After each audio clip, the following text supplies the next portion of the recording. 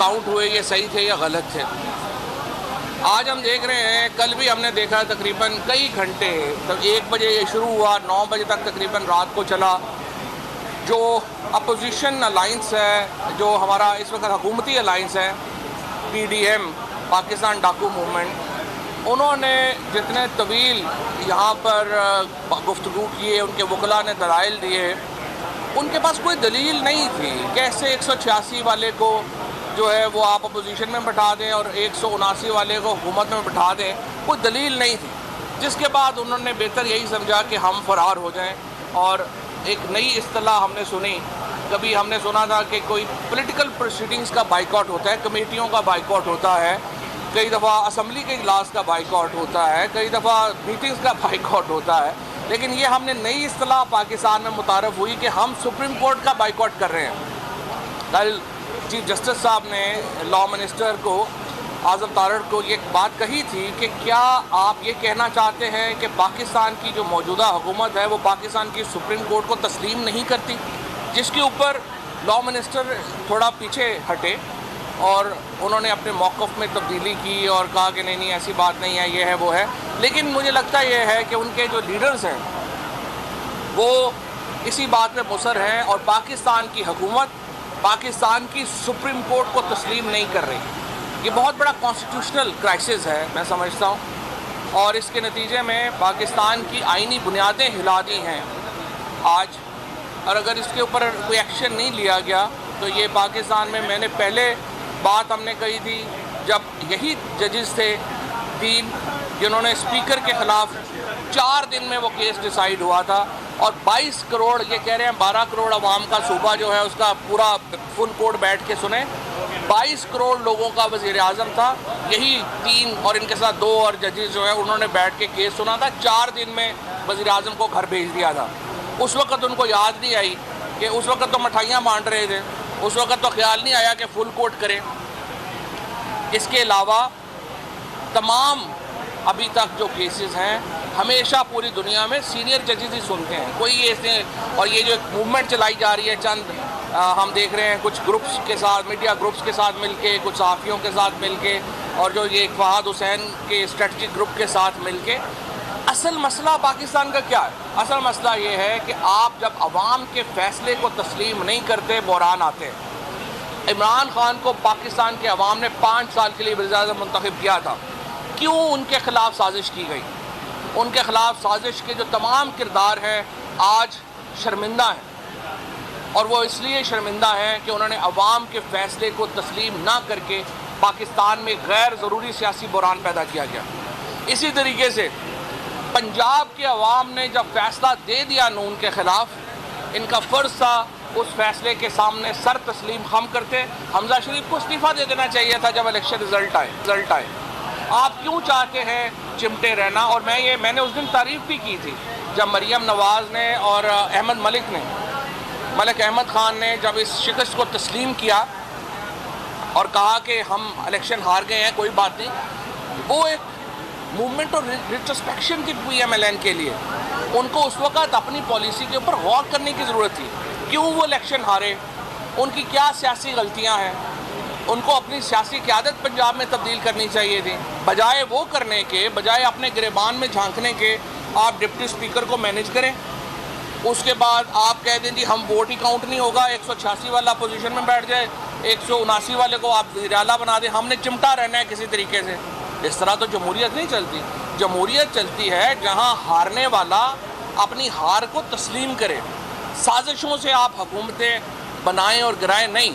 और अगर हर इदारा, हर जो पॉलिटिकल पार्टी है वो हर वक्त साजिशों में लगी रहेगी हुकूमतें हटाने के लिए, गिराने के लिए, तो पाकिस्तान में कभी हम आगे नहीं जा सकेंगे। आज जो सुप्रीम कोर्ट के साथ ये जो एक अलाइंस है PDM, इन्होंने जिस तरीके का सलूक किया है ये अनएक्सेप्टेबल है। इसके नतीजे में जो पाकिस्तान की, मैं समझता हूँ बार एसोसिएशंस ने जिस तरीके से रिएक्ट किया है, मैं देख रहा हूँ कि पेशावर बार ने, लाहौर बार ने, इस्लामाबाद बार ने, उनके साथ दर्जनों और बार एसोसिएशंस जो हैं उन्होंने इसकी सख्त मजम्मत की है।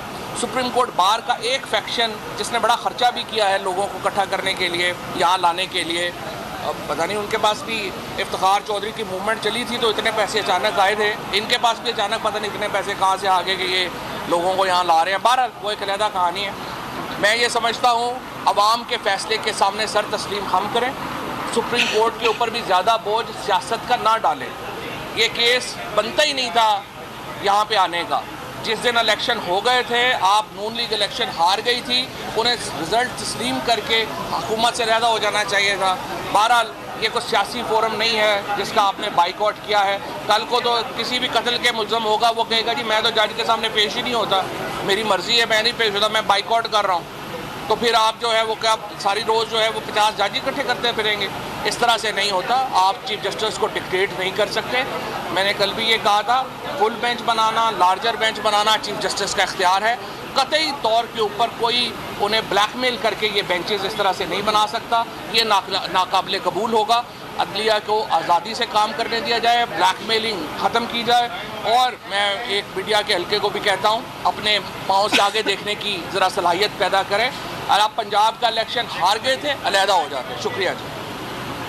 बिस्मिल्लाहिर्रहमानिर्रहीम। जैसे फवाद चौधरी ने बताया, सबसे पहले तो आला अदालत के जो मोहतरम जजेस हैं, उनके सब्र व तहम्मुल को सलाम पेश करना चाहते हैं कि जिस तूफ़ान बदतमीज़ी को PDM के रहनुमाओं ने आगे बढ़ाया था, उसका आला अदालत के मोहतरम जजेस ने जवाब नहीं दिया और कानूनी नुकात के ऊपर अपने केस को आगे बढ़ाते रहे।